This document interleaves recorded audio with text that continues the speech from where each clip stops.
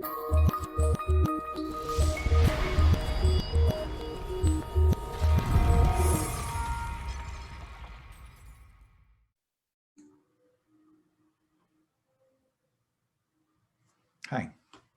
I'm Jim Roxlo. I'm a Rotarian in Chattanooga, Tennessee, and I want to talk to you today about building trust. This is something that's important to me, and I think maybe I can make it important to you. To put it in perspective, I learned this definition. I made it my own when I was about 30 years old. And in my 45-year career, this is, I believe, the most important thing I ever learned in terms of my job satisfaction, my success, and my overall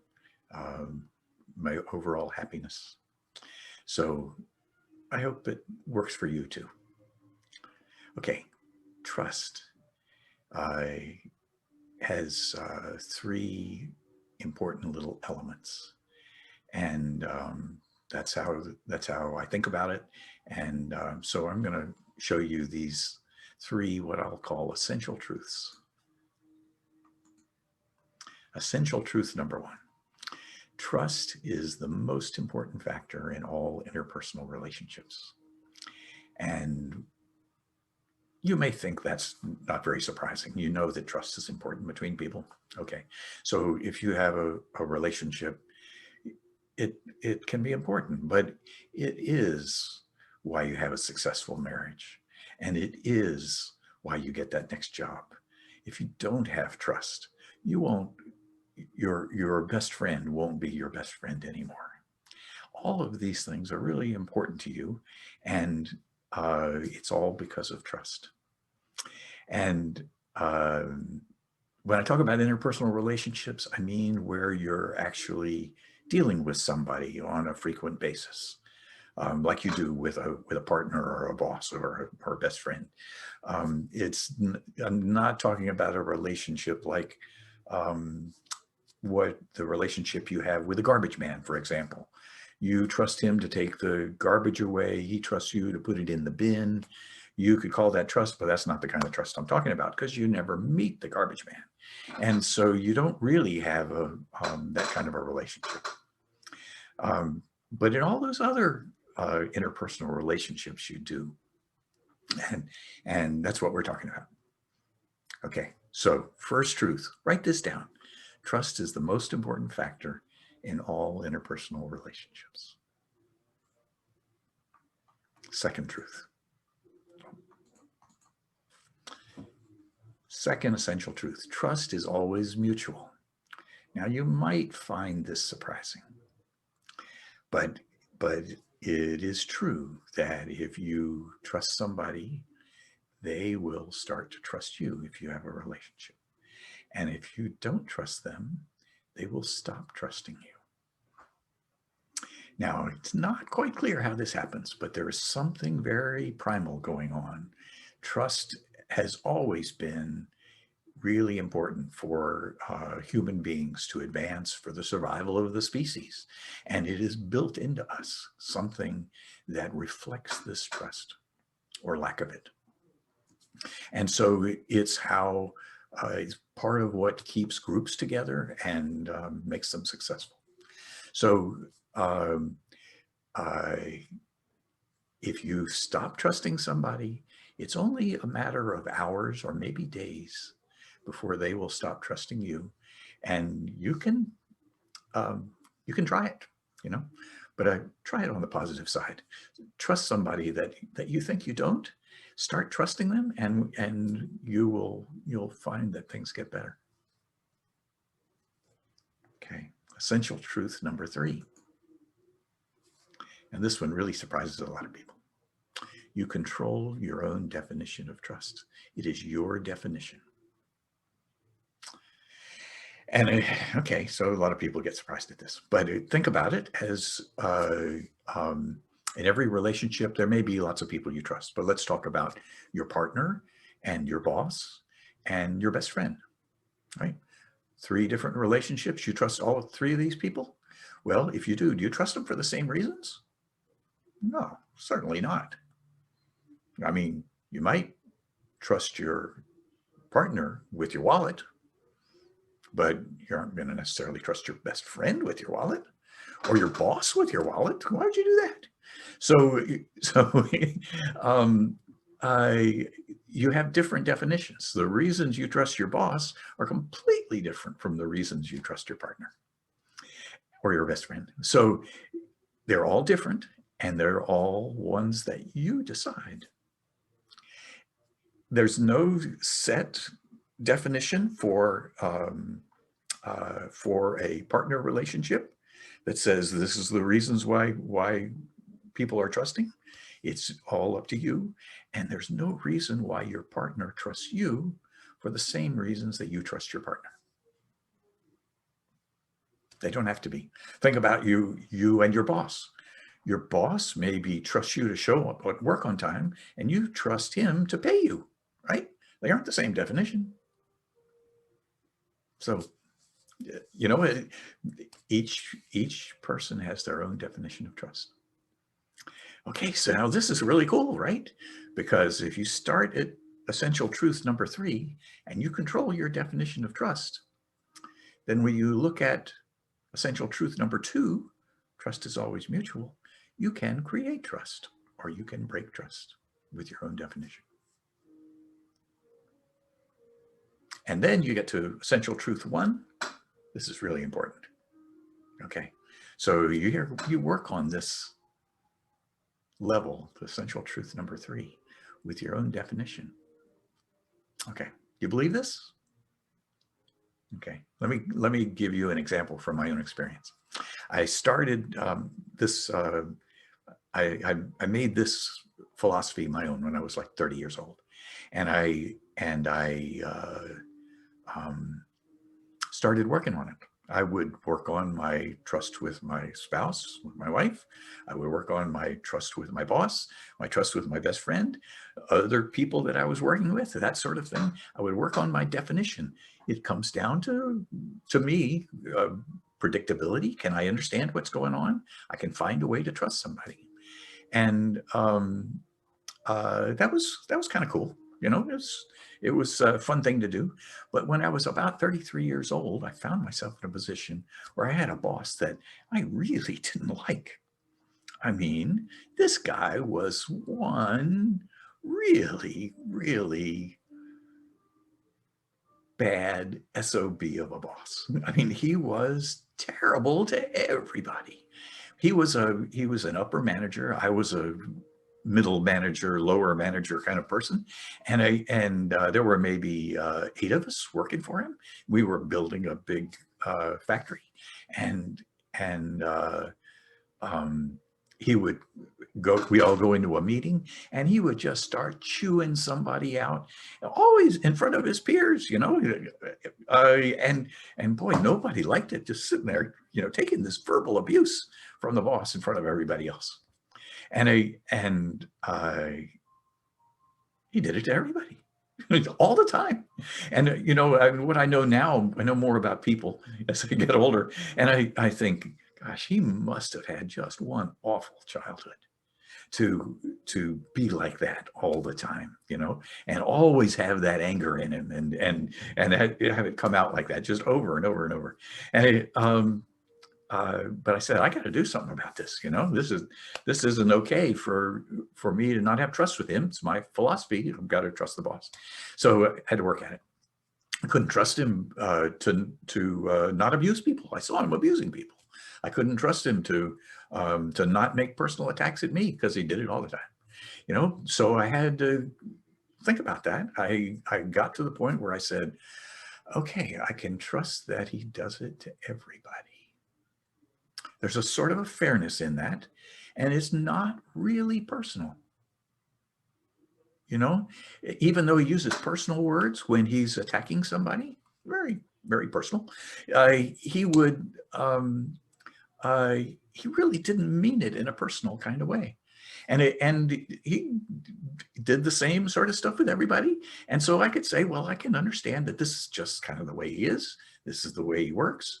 And in fact, he's leading the organization in the right direction. He's doing a pretty good job of getting us to where we gotta be.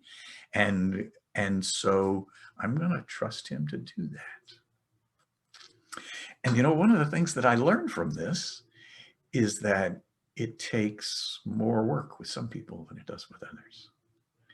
And so you might have some people where trust is really pretty easy to come by, somebody who is quote unquote easy to trust, and other people where it's really a lot of work. And so this was one of those where it was really a lot of work. But I was trusting him, right? And I found the first thing I noticed was that it seemed like, well, maybe he's not attacking me quite as much anymore. I wasn't really sure, I was still getting my share, but it seemed that that maybe it wasn't quite as bad. And then the next thing I noticed was that he started asking me questions, and not necessarily something where I would be the best source, but it's something where he was trying to figure something out and he would ask my opinion. And so I decided, okay, this is working. He is starting to trust me. And so that's why he's asking me instead of somebody else that might be closer to the subject and might have a better answer. But he trusted me because I was trusting him. And maybe, just maybe, I was the only one that was doing this. So anyway, fast forward a few years, and something happened. We're all going along and we're building and starting up this big factory. And lo and behold, the division's getting sold. And I'm working for DuPont, and I had been moving around with DuPont, and I wanted to stay with DuPont because DuPont was a big global company and I wanted to see the world.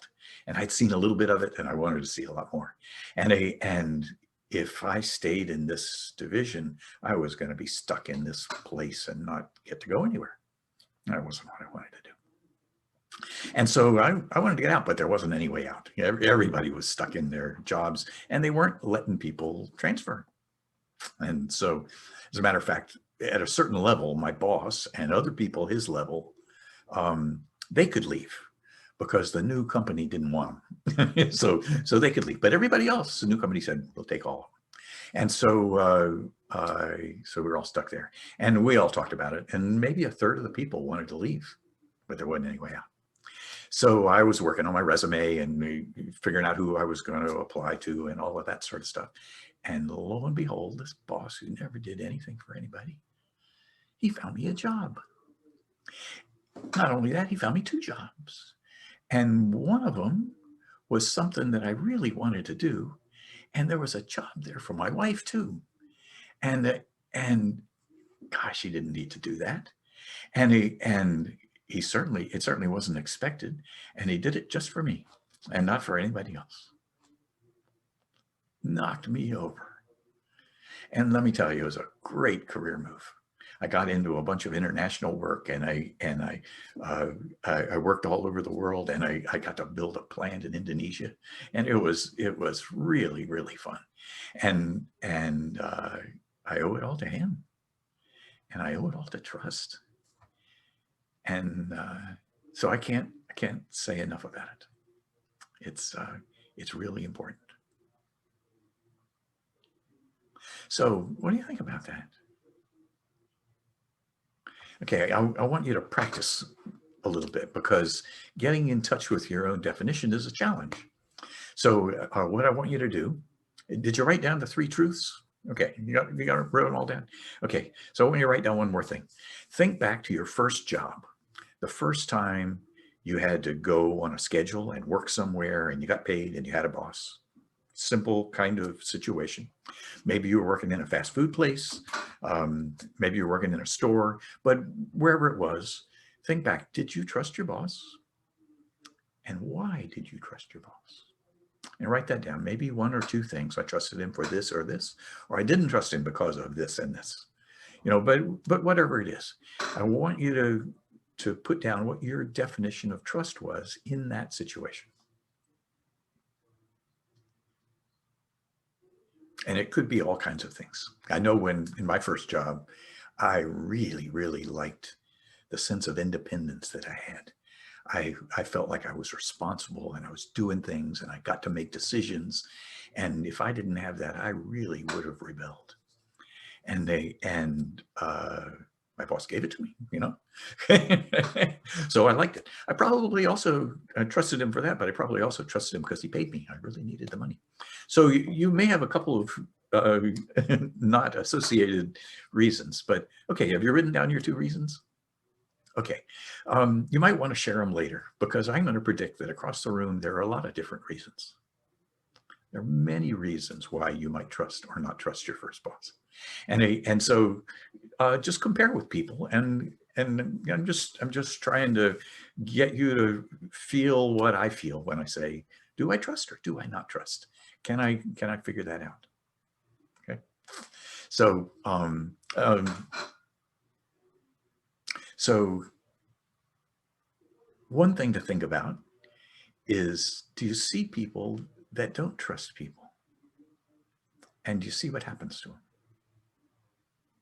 And one example I can give you is, you probably know people who kind of have serial marriages. They got married, and after a few years they got divorced, and then they get married again, and a few years later they get divorced, and they go through that a few times, and you got to think, why, there's something going on.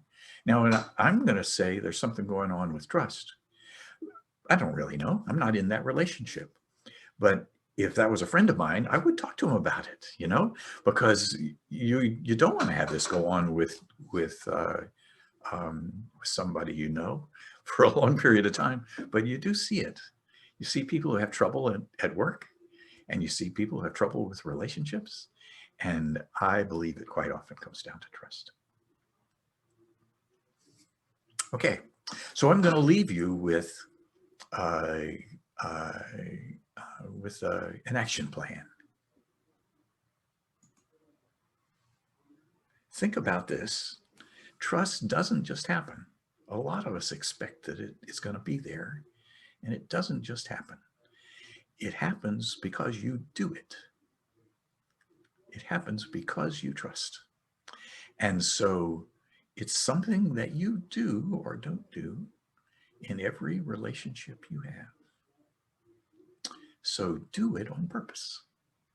And if you do, you will get the benefits, and they are significant.